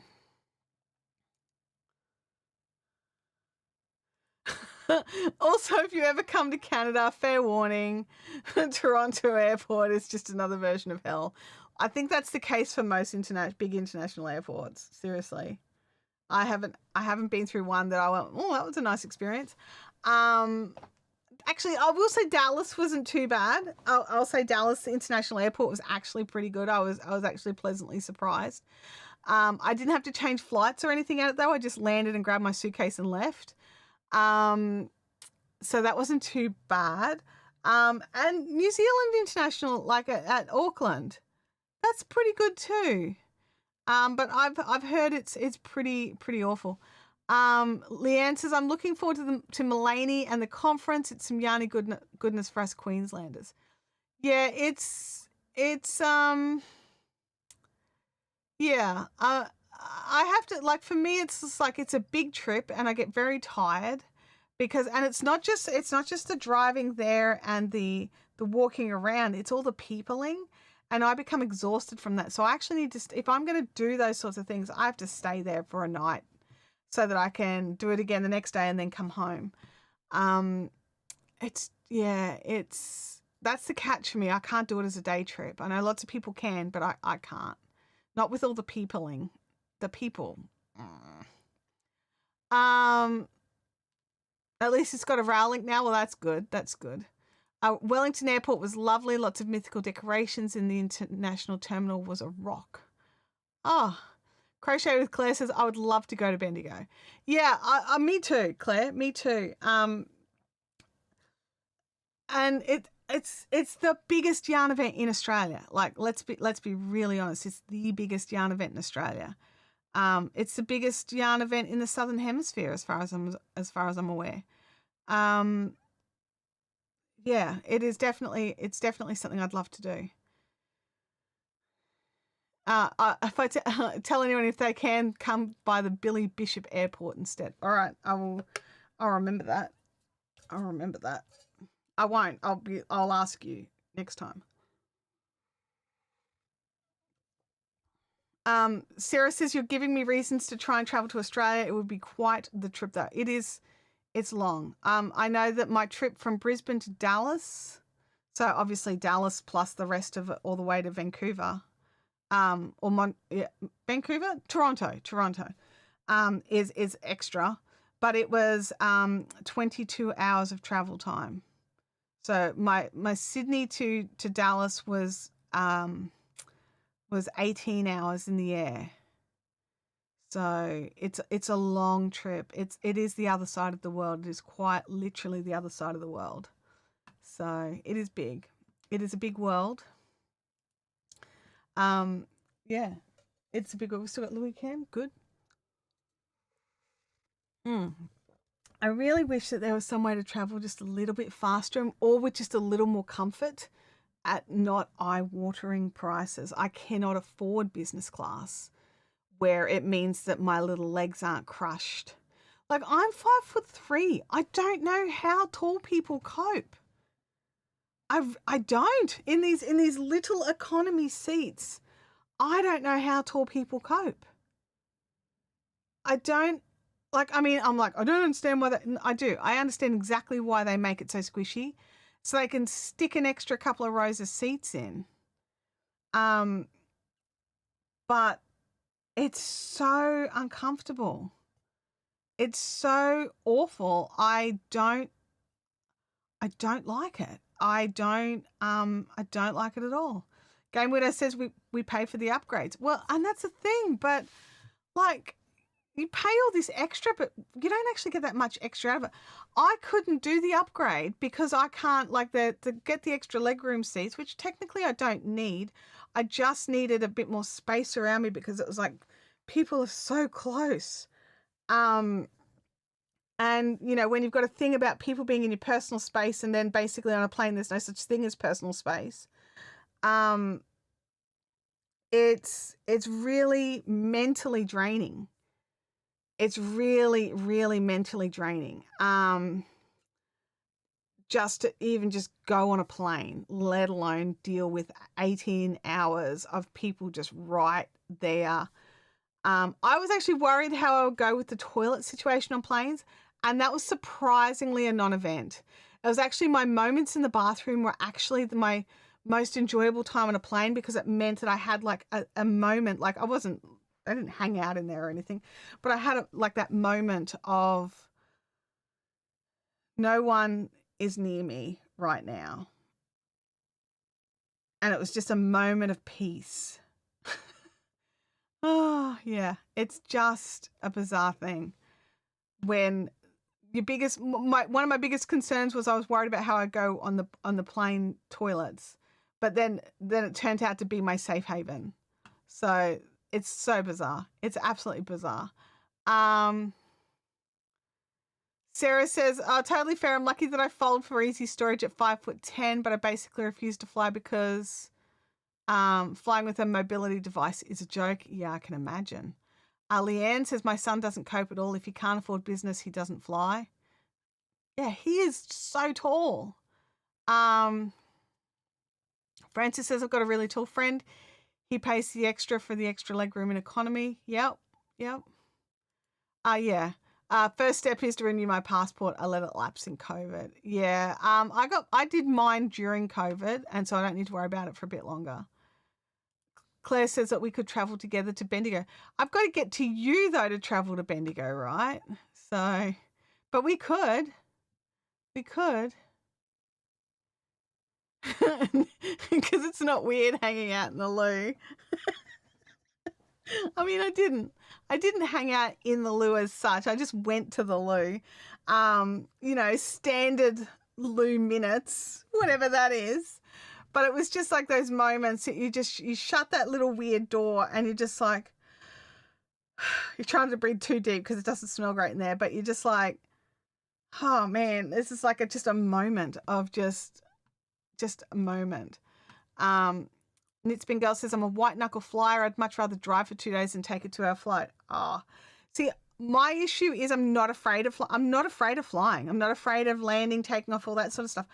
I'm afraid of missing my flights. So I'm that person who's at the gate 2 hours before I need to be.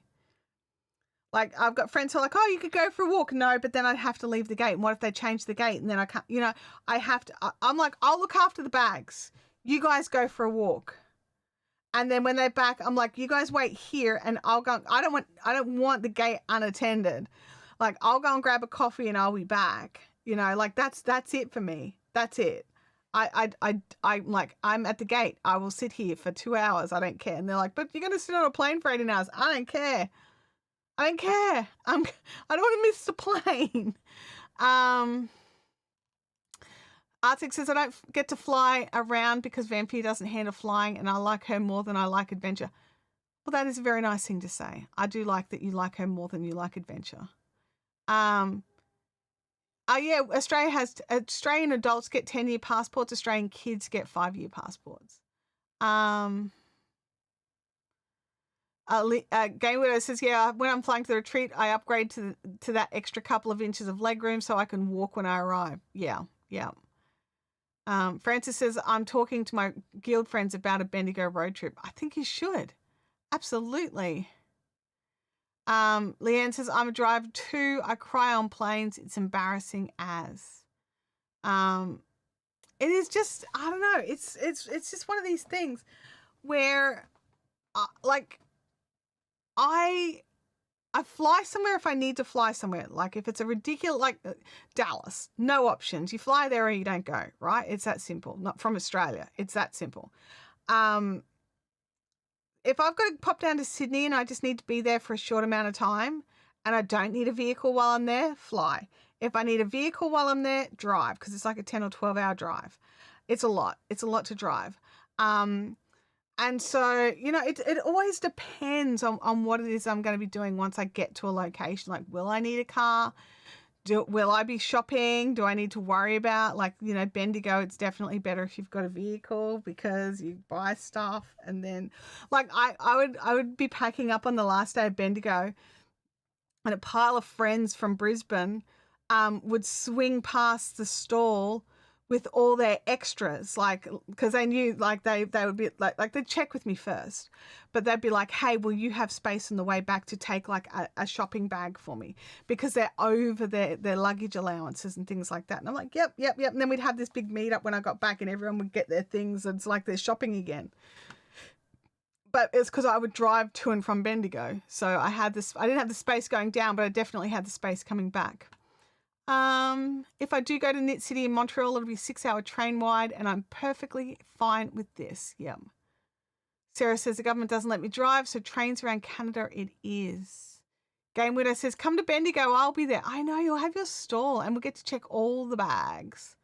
Leanne says, I fly when I have to, but I grab the first seat facing the hostess, and then they're the only ones to see me. Fair enough. Alison says, we're traveling to Perth in August for my husband's 60th and then training it back to Sydney. I found a flight that had premium economy seats, so we're trying that instead of economy. Oh, that sounds nice. When my daughter was 8, we flew from the Gold Coast to Melbourne. Her first flight, we hit some turbulence during the landing and I asked her for her hand and she's like, I'm fine, Mum. I was like, give me your hand. Because you weren't fine. Abby loves to fly. Like we used to fly a lot more, like to and from Sydney and stuff like that. So Abby actually loves to fly. One of my bucket list trips is to go to Europe by boat, but that requires doing 2 nights stopover in the US, which I don't want to do right now. Yeah, there's a bit of that, right? I was actually having a chat with a friend and I was just like, hey, am I a panic merchant for like being like, I don't know how I feel about traveling to the US this year. And they were just like, no, you're not a panic merchant. The thought has crossed my mind. I was just like, it's just a bit weird. It's just a little bit, there's just so much stuff up in the air. It's just in the air and you just don't know what's going to happen. Sarah says, no offense to the US folks here, but as a Canadian, I'm kind of mad at you right now. Yeah. I watched this comedic skit this morning, and it did crack me up. And it's a comedian over from Ireland, and I think it was Ireland. Anyway, from Europe somewhere. I think Ireland, and he was just like having this. It was really fun and lighthearted skit, and it was just like, you know, like. My country has sent me over, and the host is like, your country sent you? Yeah, I'm an envoy. I've been sent over to have a discussion with you about the whole, you guys are, everything that you guys do affects the entire world. Therefore, we're petitioning that the entire world gets to vote in your elections. And it was just it was a fun, lighthearted skit. And I just I had a really great laugh at it. It was really good. And so, yeah, I was just like, that's actually like, that would be like, it's not going to happen, but that would be pretty funny. Like, oh yeah, the American elections are happening. So if the rest of the world wants to vote on this, we can. So that would be fun. My son is learning to fly, and I said that as long as he gets to the level where he can fly me to the Gold Coast, I'll continue to pay for the lessons. That would be amazing. That would be amazing, Nat. Like, and he can take a passenger or two. Like, he could take you to the Gold Coast, right? That would be so cool. Game Winner says, my first ever flight was to Wellington from Melbourne. Delays, storms and wind. Get to Wellington, landed with the plane fishtailing down the runway. When we stopped, there was cheering.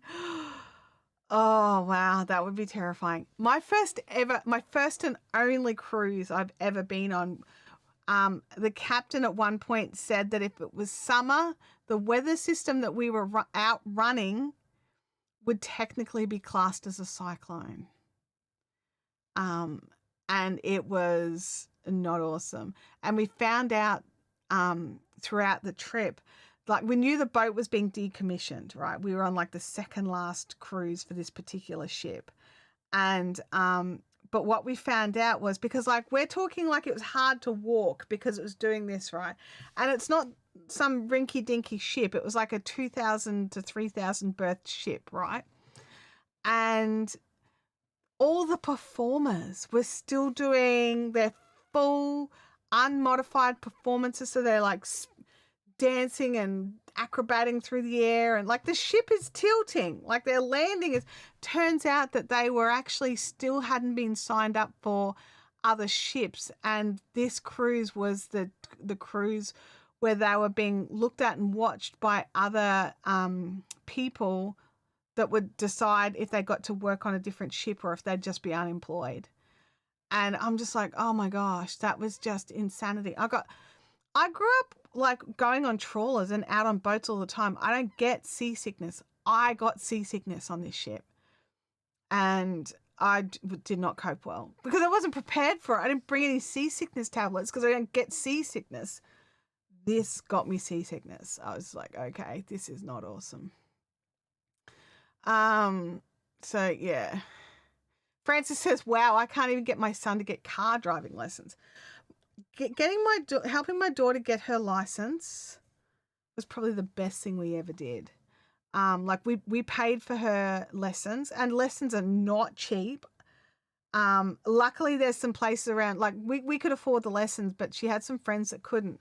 And because you've got, I don't know what other countries do, but in Australia, the kids turn on their 16th birthdays, they can go and get what's called a learner's permit, where they're allowed to drive with someone who's got an open license in the vehicle with them. So it's their opportunity to learn.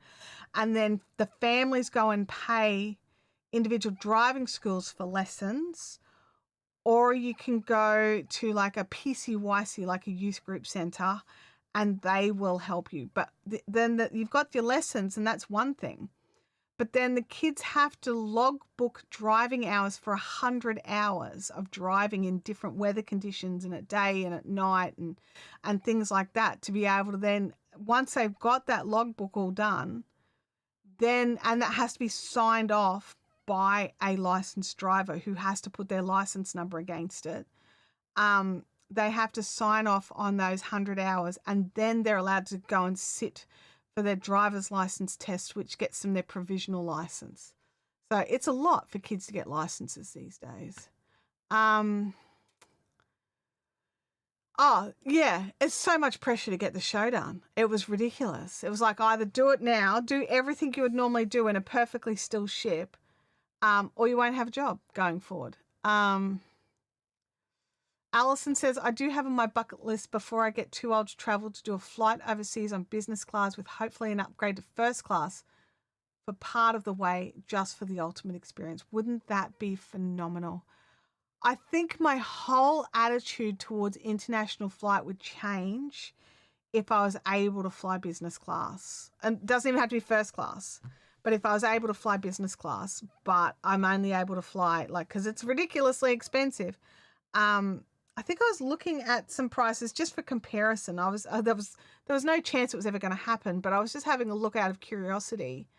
But I believe the price jump from economy to business was 3 times the economy price, and then to first class was nearly 7 or 8 times the economy price. And I was just like, I was a little bit gobsmacked, a little bit blown away.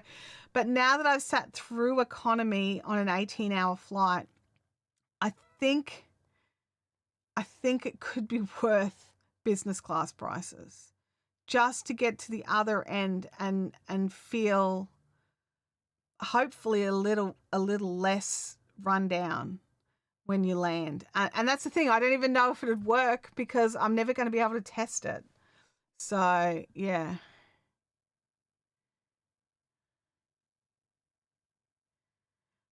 In Ontario, you get your learners at 16, but you need a licensed driver in the car with you. Same thing. Learners, permit drivers all need a licensed driver in the car. You do that for 12 months. And then at 8 months, if you take a course, and then that gets you the G1.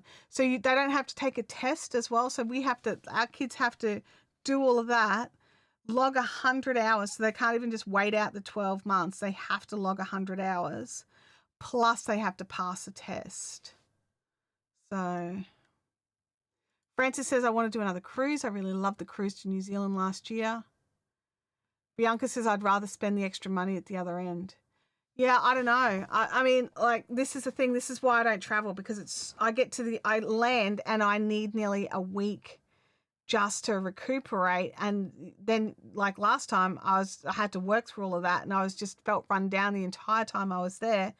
And then just as I was starting to feel like, I think I'm okay now, it was back on the plane time. So, yeah. Oh, you do have to test for it. Yeah. Yeah. And so you have a G1. So we've got provisionals in both red and green. So when they first get their provisional license, that they have their P1, or their P reds. This in Queensland, different states have got different rules. And then after 12 months on your red Ps, then you can move over to your green Ps, and they've got to be on those for a couple of years, and there's certain limitations.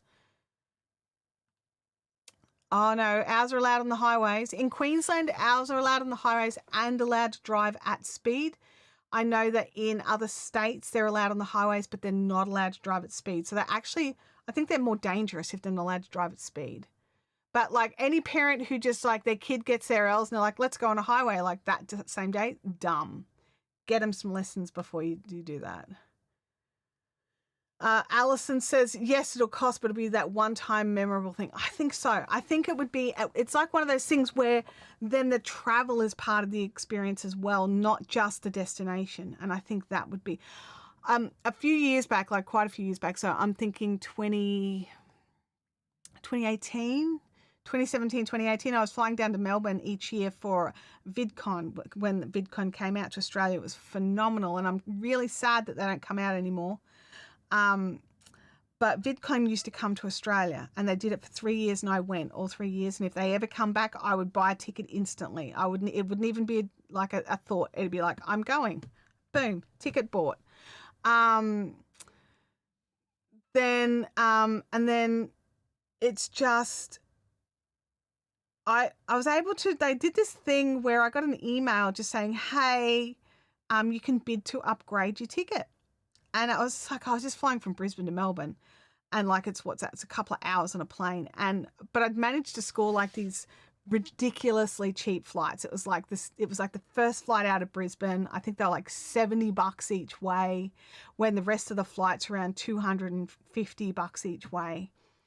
And I was just like, well, what kind of price do I have to bid? So I thought, I'll have a look. And I had a look, and I was able to upgrade to business class for the first time I was able to do it was $80 because they would let you bid and you could bid whatever you wanted. So I was like, well, I'd be willing to spend,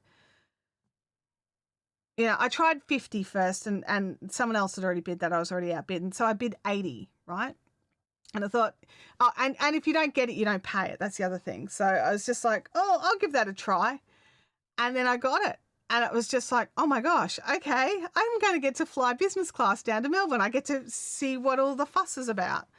And it wasn't even just the extra seats. It was like, I didn't really, because I thought, because I'd gotten this upgrade, that it was basically all I got was the seats. I didn't realize I got the full experience, right?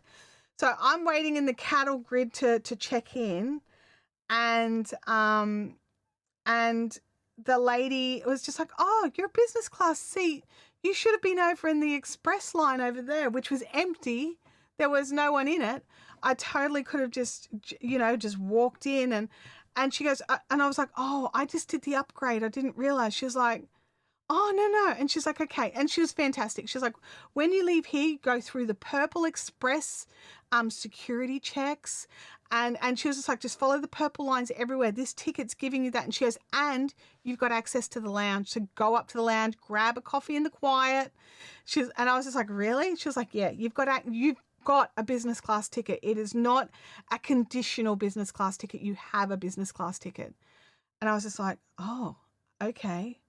And it was just like the whole experience was totally different. And then when I sat on the plane I tell you what though, I know it's time. And I tell you what, some of the people in the business class area, like as in on the plane, like once we were seated, they were really rude to the staff. And I was actually shocked at how rude they were. Like we had our own steward for like, I want to say 8 seats. It might have been, no, for 4 seats or 6 seats. It was not a lot, right? It wasn't a lot. And I just, like, they were like doing the finger clicking and the, excuse me, this is, it'd be nice if you could give us something different. I had this yesterday. And you're just like, I think I was just a bit shocked at how rude they were to the staff. And what was really funny is the staff worked out really quickly that I was shocked at how badly they were being, because I think I was just sitting there like this. Like I was really obvious about like, I can't believe how rude you're being kind of thing. And like Game Widow says here, you never be rude to the flight crew. You never be rude to the flight crew. You are just asking for a bad experience. Like these guys have got so much to do. It's not just about bringing you your drinks. There's so much they have to do and look after. You just don't mess with the flight crew. Like seriously, I just think don't mess with anybody. Have some manners and have some decent humanity. But I remember like at one stage, the people on the other side, so it was the 4 on it, so there were 8 seats, so it was the 4 on the other side, and they were all being ridiculously rude. And the seat next to me was empty. And so when the steward would come over to take my order, he'd plop himself down in the seat so we could, I didn't have to like yell out my order. And I was just like, are you treated like this all the time up here? I said, look, I'm going to be really honest. This is my first time in business class and I am mortified. And he was just like, yeah, we are. Yeah. And I was like, oh my gosh. And so I was just polite. Like I wasn't anything special. I was just being polite. And they treated me so amazingly. Like it was ridiculous. And then I actually, on my trip back, I got offered a free upgrade to business. I didn't have to bid or pay for it. So I flew back on business as well. Had another amazing experience on business.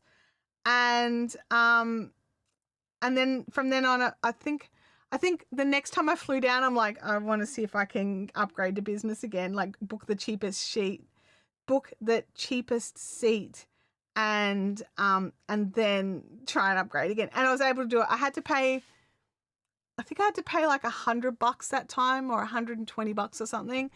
But the big advantage was I didn't have to have breakfast or anything before I went, because I knew I could go into the lounge and have breakfast there. So I saved that. And it took all the stress out of flying, because they had their own like reminders of when flights are going to be. So I didn't feel like I had to be at the gate the whole time. So it totally changed my whole experience of flying. I've never flown business since, because I've never been able to get the upgrades and I can't afford to just pay it outright. But I think that if I was ever given the opportunity to fly business again, I would just jump at it. I think it would be one of those things. Casey Neistat put out a video a few years back where he upgraded to first class on like an Emirates flight or something like that. It was Emirates. Anyway, one of those companies, and it was basically a suite. And I'm just like, oh my gosh, okay. There goes all of the stress of having people near you when you fly. Absolutely. Let me have a quick look in the chat, and then we'll have to rule it out. Bianca says, I upgraded to Economy X on a trip to Fiji, and it was worth it just for the extra. It was worth it for the extra 106 return. Yeah, sometimes you can get your upgrades so cheap that it's like, why would I say no to that? Yeah, they're there for your safety. Their job is hard enough without people being rude to them. I agree with you. Alison, that's it. Business and up, you get access to the lounges, which is amazing. Premium economy doesn't allow that anymore. Yeah, you have to have business now. Game winners, I've no idea. I could probably dig out the photos, because we took photos. I probably could dig out photos and check his name badge, but I've no idea. Alison says, back in 2019, when I did Premium Economy to Japan, we managed to score entry into a business lounge, and I was blown away at all the free food and drinks you could ever want, plus shower facilities. That's the thing. And it's like, you don't, like, everyone's like, oh, airport food prices are ridiculous. The people that could afford to pay it, they're not paying it. They're in business class getting everything for free. And it's like proper legit meals. Like, I've bought worse meals in a restaurant. Like, it's good, and nice coffee, and yeah, it's an experience. Let me see. Because I require assistance, booking seats is challenging. Not sure how business would cope. I think you'd probably find it easier with business than with economy. The seats are wider and bigger, and you've got more legroom automatically. It's just part of it. And business get to exit and enter early anyway, but they allow people who need assistance on board and off board, like on board before everybody anyway, including before is it before first class and business class? I think it is even before them. So, or it's at the same time as them. So I don't think there's an issue with any of that sort of stuff. It's just if you can afford it.